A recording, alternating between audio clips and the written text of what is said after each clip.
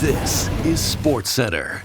Hey, I'm Luca Celebre filling in for Marissa Roberto, and the Jays had the day off after dropping 2 of 3 to the lowly Pirates. And while that series loss stings, there were still plenty of positives to take away. For one, the rotation looks like it's rounding into form at the right time. On Tuesday, Max Scherzer turned in a vintage performance. On Wednesday, Chris Bassett followed it up with a strong outing of his own, and the scary part, Shane Bieber hasn't even pitched for Toronto yet. But that changes tomorrow against the Marlins. Bieber is set to make both his Blue Jays and season debut, and he was Toronto's big trade deadline pickup. Now, if he can come close to that Cy Young form, then the rest of the league better watch out. Either way, adding Bieber gives the Jays some of the best starting pitching depth in baseball. Gausman, Barrios, Scherzer, Bassett, Lauer, and now Bieber. But come playoff time, not everyone's gonna get a turn. The good news is that kind of internal competition only makes the group sharper. And if you're John Schneider, having too much starting pitching is the kind of problem you're more than happy to have. The other good news for Toronto, they're finally getting healthy.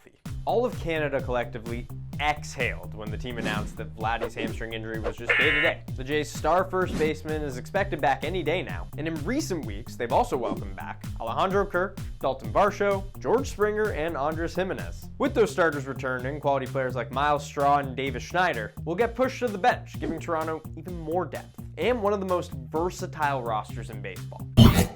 To the CFL, and Week 12 kicks off tonight in Montreal with the Alouettes hosting the Bombers. And looking at the standings in the East, first place is still wide open, as Montreal is just one game behind the division-leading Ticats. But they're devastated with injuries heading into tonight, as James Morgan gets the start at quarterback. And for those of you scoring at home, Morgan will be the 4th quarterback to see action this season for Montreal, as we've already seen starter Davis Alexander, McLeod Bethel-Thompson, and Caleb Evans go down with injuries.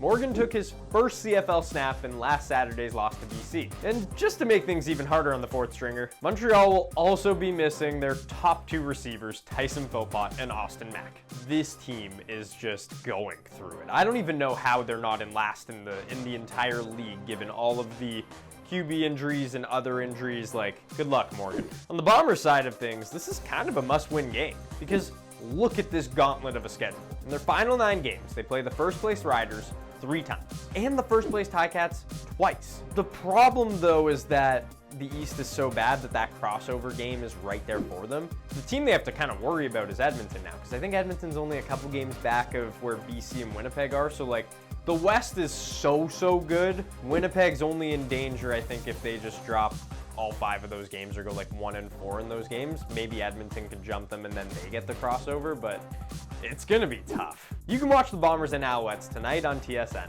Coverage begins at 7:30 Eastern, 4:30 Pacific. Time for my favorite segment and yours, Why We Love Sports Today. Why we love sports today. And leave it to the people at Red Bull to think backflipping on a bike between 2 moving trucks is something we should try.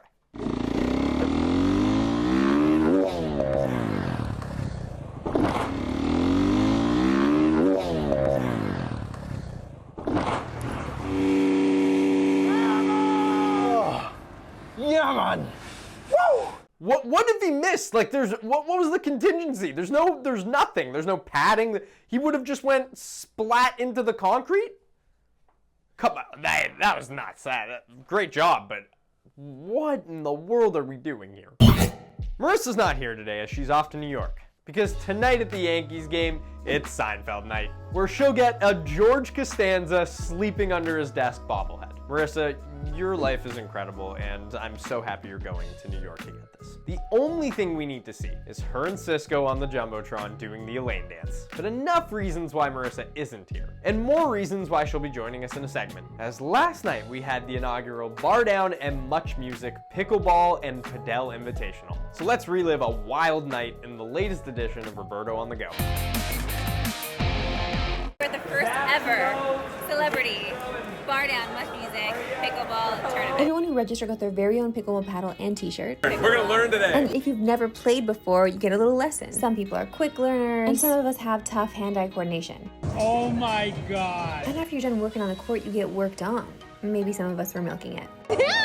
Never mind that, the celebrities are arriving. Okay, here we go. We have actors, PWHL players, CFL players, NHLers. We got a DJ. We're also going to see NHLers facing off against Canadian recording artists. And of course, we have all of our friends at Bar Down too. It was a hectic night with so many people coming out to play pickleball and so many people who were very competitive. Daniel, what is up with this serve? That was unfair to Reagan. I'm just here to look cute with the VJs and eat all the Montanas. Cornbread is so underrated, I'm just saying. Our boss DK was there to show off. I cannot believe he won the semifinal against Abby Rock. What a night. Congrats to the winners.